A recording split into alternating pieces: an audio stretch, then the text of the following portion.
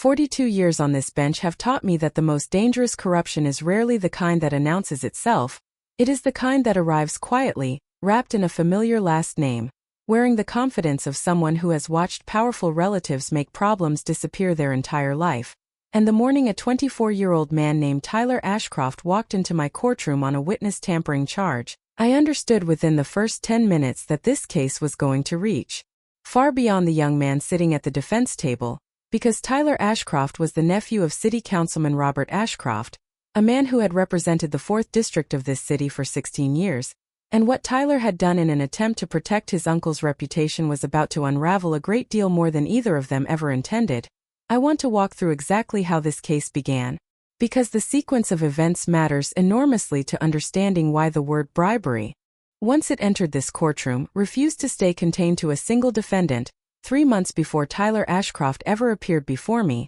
a separate and far more serious case had been quietly working its way through the early stages of investigation, an inquiry into whether Councilman Robert Ashcroft had steered a series of city contracts, worth a combined total of just over $11 million, toward a construction firm owned by a close personal friend, in exchange for what investigators believed were undisclosed payments routed through a series of consulting invoices that produced, upon closer inspection, remarkably little actual consulting work. The single most important witness in that investigation was a mid-level city permitting clerk named Denise Okafor, a woman who had worked in the permitting office for 9 years, who had noticed irregularities in the paperwork crossing her desk over an 18-month period. Irregularities she initially assumed were simple clerical errors until the pattern became too consistent to ignore, and who had eventually done what a great many people in her position choose not to do. She brought her concerns, along with copies of the documentation she had quietly preserved, to the district attorney's public integrity unit, and it was Denise Okafor's testimony, more than any other single piece of evidence, that investigators believed would ultimately determine whether Councilman Ashcroft faced formal corruption charges, which is precisely why, 3 weeks before she was scheduled to testify before a grand jury, Tyler Ashcroft appeared, uninvited, at Denise Okafor's home on a Sunday evening, and offered her $40,000 in cash, delivered in a gym bag he had brought with him, in exchange for her testimony simply not happening. And I want to be direct about something here, because it matters to everything that follows. Tyler Ashcroft did not handle this delicately. He did not attempt subtlety or plausible deniability. He sat at Denise Okafor's kitchen table, according to her testimony, and told her plainly that his uncle had done a great deal for this city over 16 years, that a woman in her position, a civil servant with a modest salary and 2 children she was raising largely on her own, following her divorce, could use $40,000 far more than the city needed another investigation, and that, if the money was not enough to change her mind, he wanted her to understand, and I am quoting Denise Okafor's sworn testimony directly, that his uncle knew a great many people, and that careers in city government have a way of quietly ending for people who make the wrong choices. What Tyler Ashcroft did not know, and what would become the single most consequential detail of this entire case, was that Denise Okafor had been cooperating with the district attorney's public integrity unit for several weeks already, and following an initial approach 2 days earlier by phone, in which Tyler had vaguely suggested he wanted to discuss her upcoming testimony, investigators had provided her with a small recording device worn discreetly, in the event any further contact escalated into something they needed to formally document, which meant that when Tyler Ashcroft sat at her kitchen table and offered her $40,000 while implying a threat to her employment and possibly her safety, every single word of it was recorded in exceptionally clear audio that would later be played in its entirety in my courtroom. And I want to tell you, having sat through a great many recordings of this kind across 4 decades, that there was something particularly chilling about hearing a 24-year-old man speak with the practiced, casual confidence of someone who had clearly absorbed, over years of proximity to power, the belief that consequences were a mechanism that applied to other people, not to families like his. The hearing itself began on a Monday morning, and Tyler Ashcroft arrived dressed in what I can only describe as an outfit selected specifically to Project Harmlessness, a soft gray sweater rather than a suit, no tie, hair slightly tousled in a way that read as deliberately casual rather than accidental, flanked by an attorney named Marcus Whitfield who had, I later learned, represented the Ashcroft family's business and personal legal matters for close to a decade. and who opened proceedings by requesting that the charge be characterized, in his words, as an unfortunate miscommunication between family members attempting to navigate a stressful and unfamiliar legal situation, a characterization I told him plainly, before the state had even presented a single piece of evidence, that I found difficult to reconcile with a felony witness tampering charge, but I told him I intended to give him every opportunity to make that argument once the evidence was on the table. Denise Okafor took the stand first, and I want to describe her testimony because the composure she carried through it told me a great deal about the kind of person who had chosen, at real personal risk, to come forward in the first place. She described 9 years in the permitting office, described the specific irregularities she had noticed, contract awards that bypassed the standard competitive bidding review, consulting invoices submitted by a firm with no verifiable business address, payment amounts that consistently landed just below the threshold requiring additional counsel oversight, and she described the moment Tyler Ashcroft appeared at her door on a Sunday evening uninvited, having gotten her home address, she noted, from somewhere she had never provided to him or to his uncle's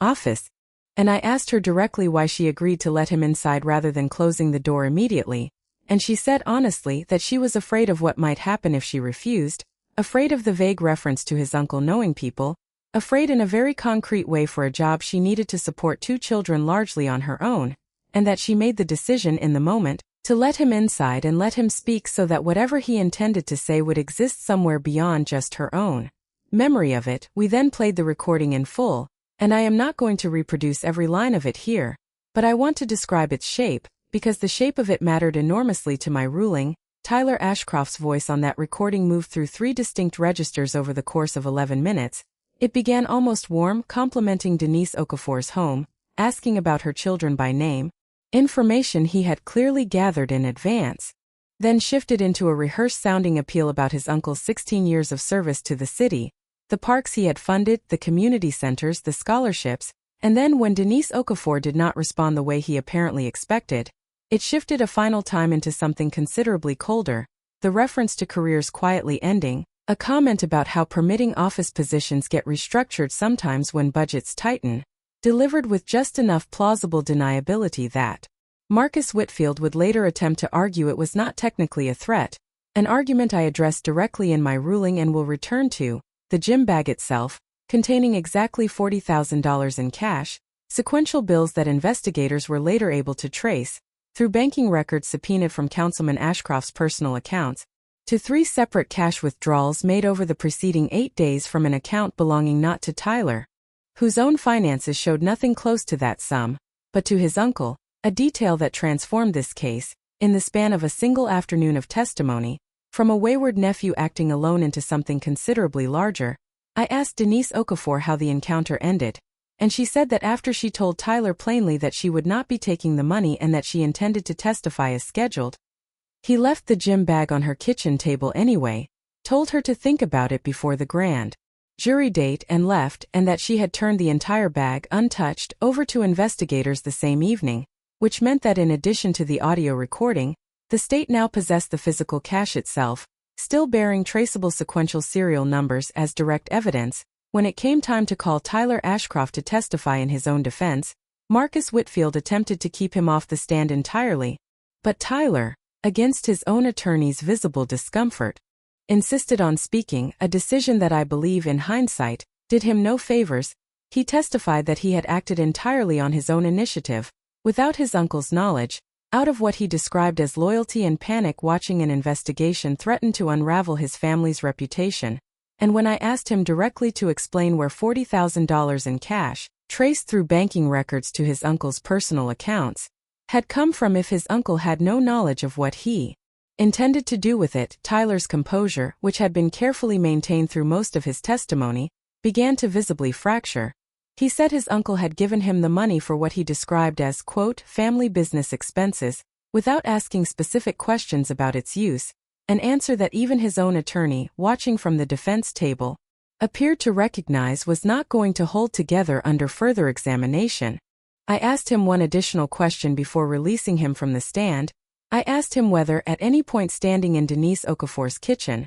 watching a woman who was afraid of him decline $40,000 because she believed testifying honestly mattered more, any part of him considered that she might simply be right, and that the far more sensible path forward might have been walking away from his uncle's scheme entirely rather than deeper into it. He did not have an answer to that question, which itself told me a great deal about where the moral compass in this particular family had gone missing. Councilman Robert Ashcroft himself was not formally on trial in my courtroom that day. His own case remained under separate ongoing investigation, but Priya Chand, the assistant district attorney handling Tyler's prosecution, made clear on the record that the banking evidence uncovered through this case had already been referred to the Public Integrity Unit, and would very likely reshape the scope of the charges his uncle would eventually face, meaning that Tyler Ashcroft's attempt to protect his uncle from consequence had, through the very evidence his own attempt generated, made those consequences considerably more certain, a detail I made sure was read plainly into the record before sentencing,